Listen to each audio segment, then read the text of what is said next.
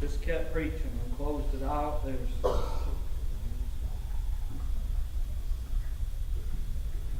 I know that there is always more in the storehouse. But it's hard to do better than someone who's blessed in the Spirit. I don't know what the case will be with me this morning, but I don't get bothered anymore by standing up and worried about fumbling words in front of people. Those things, they don't embarrass me anymore to stumble around, but what I worry about sometimes is not being able to express what my heart feels. Not being able, brother, and sometimes when I'm sitting there, brother, and the Spirit is moving, God is just preaching away down my heart. And you know, I worry, Lord, what if I get up and it doesn't come out the way that it feels down in my heart? And what if I can't express it just the way that you're overwhelming me right now? That's what I worry about this morning. It's not about me. It's not about standing up here and making sure that I look good in any ways, because I got news. God blesses me way too good to even worry about those foolish things anymore, Brother Chad. But what I want this world to understand, just like these brothers, it's hard to feel like you can do anything better than what we've already felt here, brethren. But I know that God, He is good today.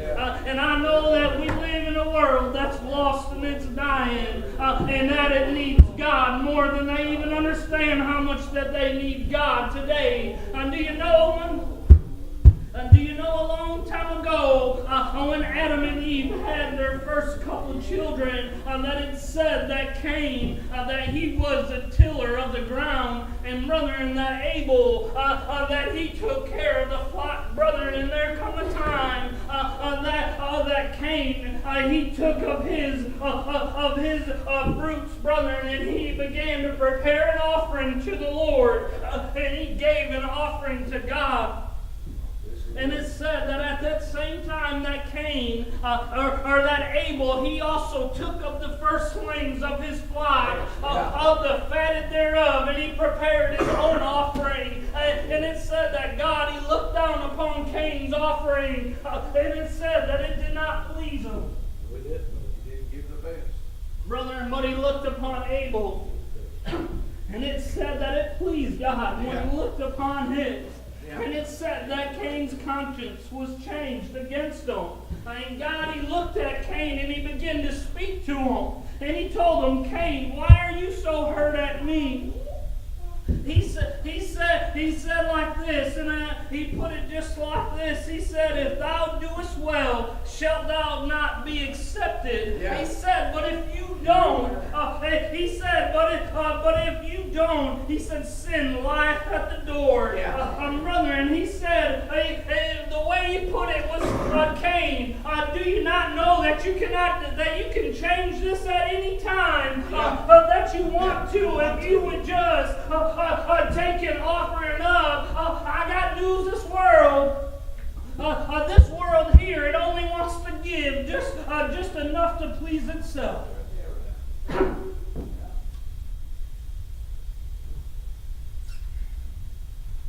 You have to give God everything this morning. You have to give Him your whole heart this morning. Do you know, a long time ago, and I hope that the Lord would clear up my throat just a little bit and be able to use me just a little bit, because I got something on my heart this morning. These brothers, they did such a wonderful job, and do you know that everything that they were preaching seemed to line up with everything that God was showing me this morning. Brother, so much so that I would sit and think how pretty. You know, a long time ago, it said that the children of God, they turned against God one more time, the children of Israel, and it said that all their enemies took, and every time at the harvest time that their enemies came in and devoured everything that they had, and do you know that the children of Israel, they cried to God and asked why that these things would come upon them. And God sent them a prophet, brethren, and he came to a man named Gideon, and he began to speak to Gideon, and he said, Gideon, did not I take you and the children of Israel out of Egypt? Did not I take you out? I give you a land that wasn't yours. All your enemies I pushed back, and I said, and I told you don't worry about your enemies, but I've given you this land, and all I ask of you is that you would look to me, that you would serve God. But yet, time came and you forgot everything that I've done for you, and you look to your own ways, brother. But God, he looked, and one more time he showed mercy upon them, brethren. And he looked to Gideon and he said, by your hand I shall deliver you out of your enemies, brother. And Gideon didn't even believe it. He said, am I not the least among, even in my household, I'm the least there. Brethren, and Gideon, he began to make a cry through the land, calling to his army. And he called him a great army in front of him. Brethren, and it said 33,000 men came to fight with him. And God, he looked upon these men and he said, Gideon, you have too many. He said, I'm going to try your men. He said, least the men would boast and say that I've saved Israel from the hands of our enemies. Brother, and he commanded him, he said, go and whisper in the ears. If any of you fear, if any of you are fearful, go and turn back to your houses. Brethren, and I believe 22,000 men left that day. Brethren, left them with 10, and I'm sure Gideon looked upon his army. Brethren, and he looked and he thought, well, we had an awful good army, but now I guess maybe I could work with this. But yet God wasn't done yet. And he said, one more time, I'm going to try your men. Brethren, do you ever get fearful out here? Do you ever let fear take control of you? I know that I do sometimes, brethren. One time, many years ago, I was in our church up in Michigan, brethren, and we were having us a great celebration. One of our ministers and his wife was going to renew their vows, Brother Chad, and we all gathered in early for a surprise for him. Brethren, and the church house was packed, and I was sitting about middle ways back, and we watched them pull in, and everyone was laughing and carrying on and having a good time, Brother Chad. And do you know that we watched just maybe a few weeks before that, this gentleman's wife had got diagnosed with MS. And brother, and she went from being healthy to turning just like that, brother. And do you know, we watched the door swing open, and he walked around and had to try to help her get out. And brother, and I watched her get on her walker, brother, and he couldn't even. Took her about 10 minutes to even make it to the door. And everyone who was just laughing a few minutes before turned to a little bit sorrow, brother, and concern. And we all sat there, and it was great silence. And brother, and she was all dressed up real pretty, and she began to come in, and you could feel the tension all over the room, brother. And a little voice spoke down in my heart, and it said, just tell her how pretty she looks, brother. Just say it and let them all know. Let's rejoice in goodness. I felt that down in my heart, but fear silenced my mouth. And do you know that 10 years later, it still bothered me that I let fear stop when I felt the Lord speaking down in my heart. I got news. I don't have time anymore, Brother Chad, to let the devil rob me of my glory and my blessing, brother. When I see a sister in need and God tells me to pick them up, I'm going to pick them up, brother. And when I see a brother that needs a helping hand, I want to come running. I don't want to hesitate. I just want to listen to the Lord this morning. Do you know that when you don't listen to God, you rob yourself today? Guess what? I need all the blessings I can get. I got 4 daughters in this world, and I want to leave witnesses all in front of them that one day when troubles come,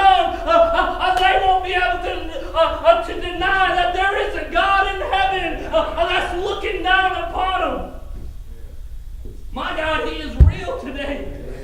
He's real, and He's a loving God more than I can ever be as a father. Brother, and it's like this. God, He looked on him, and He said, Gideon, you take your 10,000. You take them over to that stream. He said, and every man that takes and gets down and drinks, He said, you put them on one side. He said, but you take the other that taketh in their hand and lappeth it up. And brother, and I guess I've always looked at it that there were some that took and put their heads right down, and others that left their heads looking up, brother. Because guess what? There was a war that they were in, and brother, and 300 kept their eyes looking out for the enemy, brother. And He took those 300 and He set them on one side. You better keep your eyes looking. Guess what? The devil, he may have lost a war with me, but he's trying to steal every little bit that he can.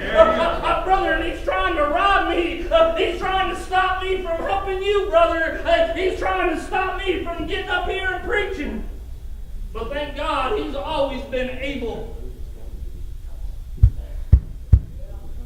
10,000 went to 300.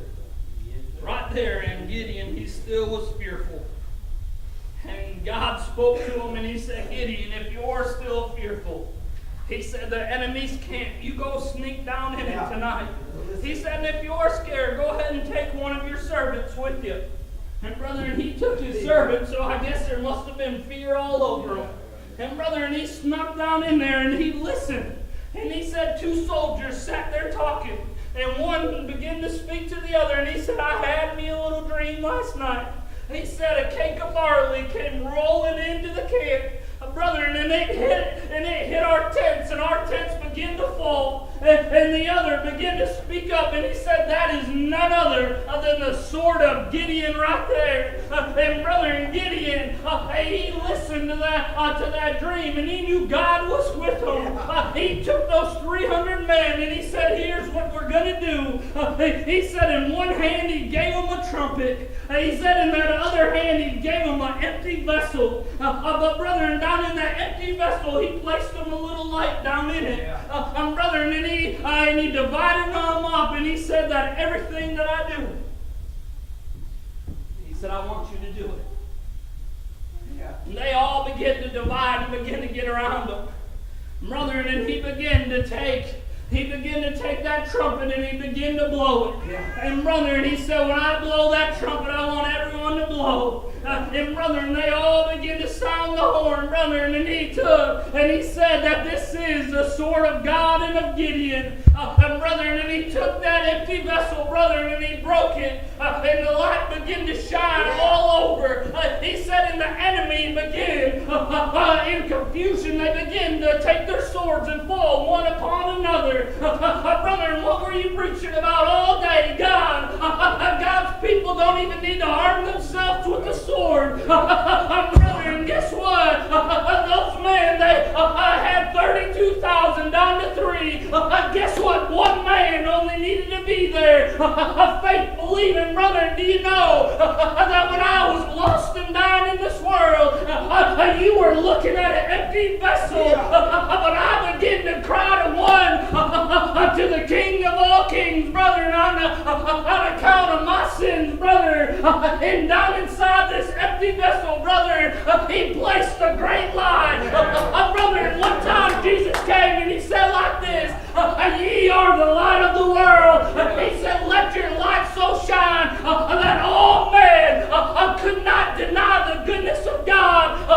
Brother, and I got news for you today. Brother, in this empty vessel, I felt like I had a hole down inside of me that this world could not fill. But thank God when I cried to Jesus, brother, in that hole it got filled for the first time ever. For the only time that I've ever felt it.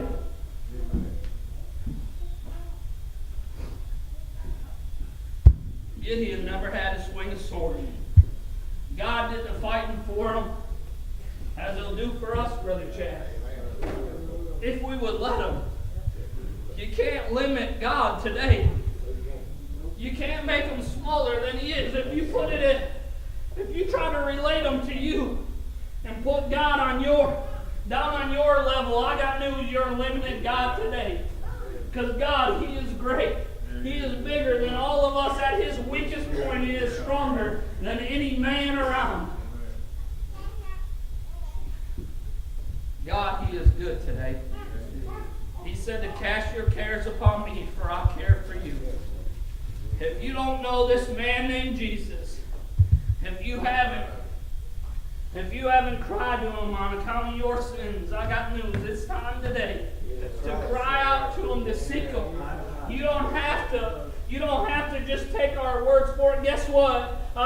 Do you know that I love my children? I feel like they're more than anything that I can in this world that I would love. And I only want goodness for them. I only want greatness for them. But do you know that the greatest people that I love in this world, I can't even give them salvation. Do you know that I can't make them love the Lord? But all I can do is show them the ways and teach them of the goodness. I thank God for you, sissy. I thank God for these young sisters and this young brother who would get up. I know you were nervous, but guess what? Thank God for you today. That my children would see that. That guess what, Dad? I try to raise them, but they look at me and think I'm foolish half the time. But I thank God today that He's given me enough people surrounded, Brother Chad, that they would look to, that they would have respect to and look up.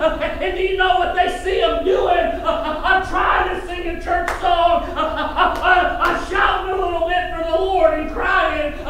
Guess what? That is a sermon in itself. That's what I want for my children. I thank God today, because guess what? I'm going to fall short every day, but guess what? He knows just what I need. He knows what my children stand in need of, and I thank God for that today. Guess what? There's a testimony and a miracle on every bench sitting in here. If you just look, God, He is good today. He doesn't come up short. His story.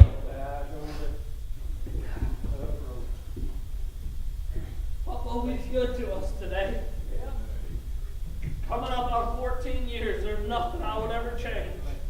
None other than serving the Lord. None other than seeking Him out, holding on to Him with everything that I have. And you brothers, go ahead and get you a song.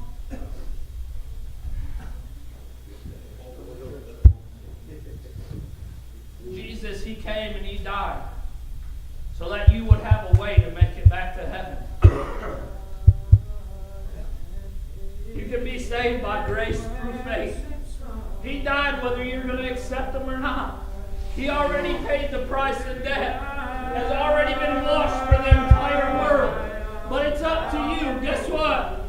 Think about it tonight as you lay your head upon your pillow. What greatness do you have in your life that is worth? It said, the Bible puts it like this.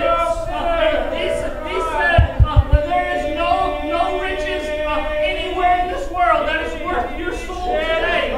What is it that you're holding on to that's greater? Do you have something in your life that would cause you to get up and shout before men and women? I do, and Jesus gave it to me. I'm telling you today, God, He loves you, whether you love Him or not. The church doors are open.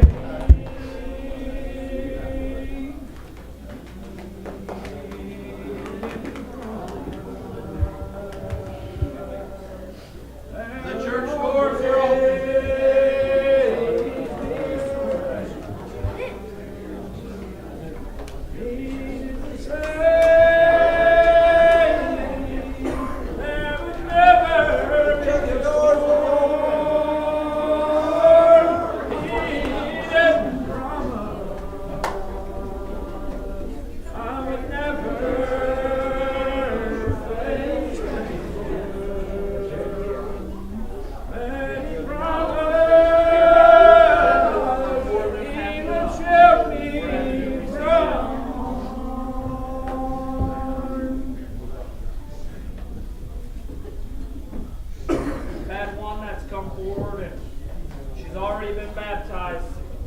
several years ago, but she wants to come and join our church.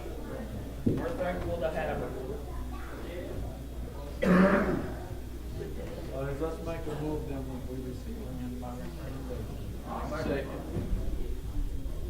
Got it moved and seconded, and we'll go ahead and we'll keep singing, and we'll let the brothers and sisters come on and give her a hug. We'll sing her a song to welcome her in while they sing in church. Give her a hug. While the brothers sing, the church door is still open. You feel like you've been praying on the couch door, singing, has spoken to yourself. You can go home satisfied today by what's the light on that canvas.